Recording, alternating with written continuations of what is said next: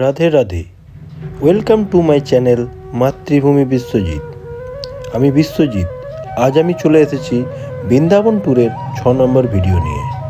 আগের ভিডিওগুলি না দেখে থাকেন তো ডেসক্রিপশনে লিঙ্ক দিয়ে দেবো, দেখে নিতে পারেন। আজকের ভিডিওতে দেখবেন মানসরোবর, বংশী বোট আর ভান্ডারবন, যেখানে রাধাকৃষ্ণের বিবাহ হয়েছিল। তাই পুরো ভিডিওটি দেখার অনুরোধ রইল এবং ভালো লাগলে কমেন্ট শেয়ারও করে দেবেন। সাবস্ক্রাইব করতে ভুলবেন না। আর এখন যেখানে এসেছি সেটা হচ্ছে মানসরোবর। এখানে রাধারানী মান অভিমান করে চলে এসেছিলেন এবং অশ্রু দ্বারায় একটা সরোবর হয়ে গেছিল, তাই এই জায়গাটির নাম মানসরোবর। এই মন্দিরে কৃষ্ণের বাঁশি ও মুকুট আছে, কিন্তু এই মন্দিরের ভিতরে ফটোগ্রাফি বা ভিডিও এলাও নেই, তাই মন্দিরের ভিতরের ভিডিও আপনার পাবেন না। প্রতিদিন রাধাকৃষ্ণ সখীদেরকে নিয়ে লীলায় মেতে থাকতেন। কৃষ্ণ দেরি করে গেলেও রাধারানী কৃষ্ণের জন্য অপেক্ষা করতেন। একদিন রাধারানী দেরিতে যাওয়ায় কৃষ্ণ অপেক্ষা না করে লীলা শুরু করে দেয়।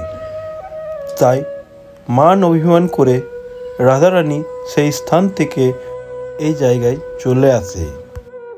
কৃষ্ণ অন্তর্যামী, তাই তিনি বুঝতে পেরে রাধারানীর খোঁজ করে তিনিও এই স্থানে চলে আসে এবং তিনি এসে দেখেন রাধারানী অশ্রু দ্বারায় সরোবর হয়ে যায়।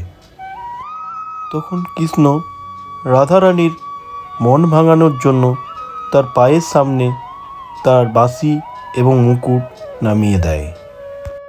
সেই বাঁশি এবং মুকুট এই মন্দিরের ভিতরেই আছে, আপনারা গেলে দেখতে পাবেন। আর এখন যে সরোবরের দিকে নিয়ে যাচ্ছি সেটাই হচ্ছে মানসরোবর।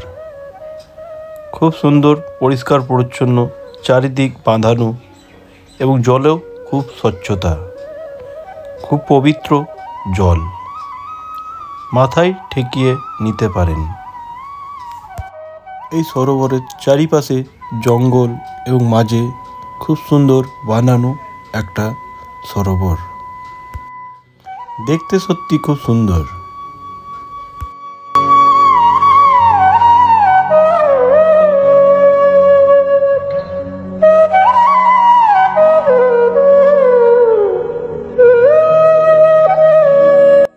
এখানে চারিপাশ দেখে সমস্ত কিছু দেখে নিয়ে আমরা আবার বেরিয়ে পড়লাম বংশী বোটের উদ্দেশ্যে। বংশী বোট যখন পৌঁছাবেন তখন আপনাকে ওয়েলকাম জানানোর জন্য ময়ূরের ডাক শুনতে পাবেন।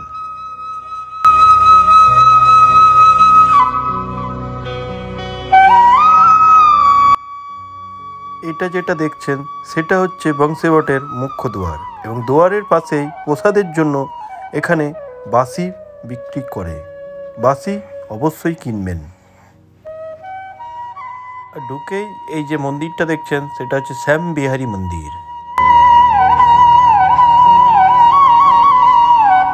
আর এই যে ঘরগুলো দেখছেন সেগুলো সাধু সন্তদের থাকার জায়গা।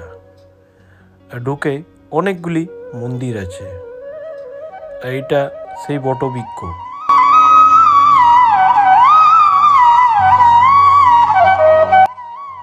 এই মন্দিরের ভিতরে ভোগ খাওয়ানো হয়, কারি চাওল। আমরা খেয়েছিলাম, ভালো লেগেছিল।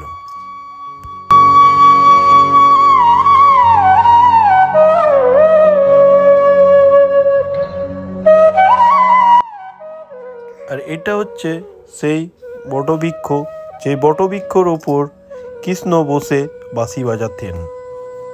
এই আজও নাকি এই বটবৃক্ষে গভীর মনোযোগ দিয়ে কান পেতে শুনলে বাঁশির আওয়াজ শোনা যায়। তাই সকলে কান পেতে একবার হলেও ট্রাই করে নেয়। তাই বৃন্দাবন এলে বংশী বোট আসতে ভুলবেন না। বংশী বোট থেকে বেরিয়ে ভান্ডারবন, যেখানে রাধাকৃষ্ণের বিবাহ হয়েছিল, সেই স্থলে চলে এলাম।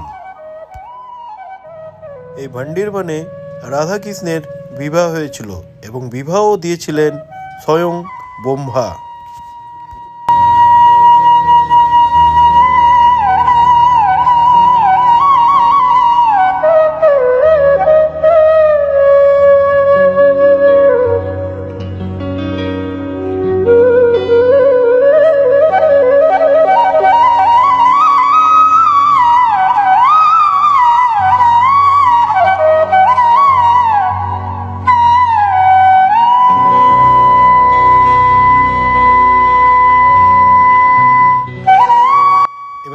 মন্দিরের ভিতরটা একটু দেখে নিন।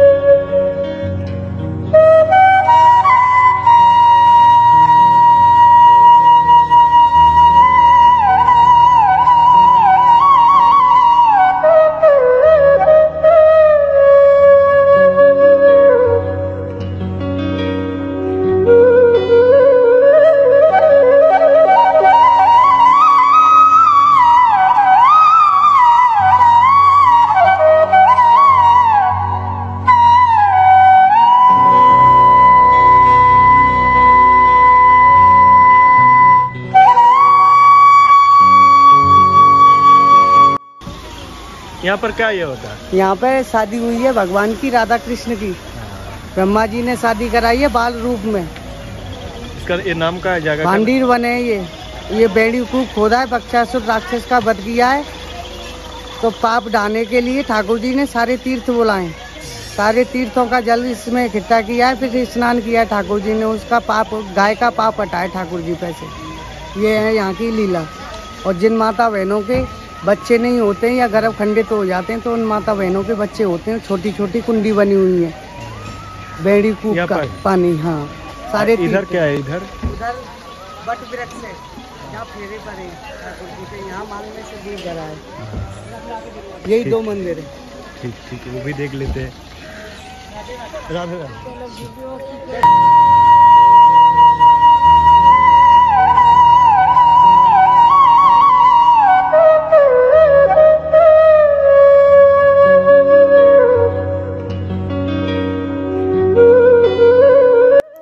এই স্থানটায় রাধা কৃষ্ণের বিবাহর মণ্ডপ, যেমন আমাদের বিয়ের সময় মণ্ডপ সাজানো হয়, সেরকম এই জায়গাটাতে রাধা কৃষ্ণের বিবাহ মণ্ডপ হয়েছিল।